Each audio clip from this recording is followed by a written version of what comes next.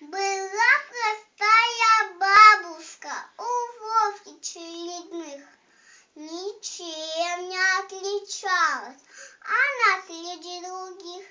Пекла до Вовки шанюшки, с капустой пирожки, штаны ему стирала и штопала носки. Вовк пришел однажды какой-то генерал. Он крепко-крепко бабушку при всех расцеловал, весь вечер вспоминая они военный год. У Вовки сердце жалкое, то стукнет, то замрет.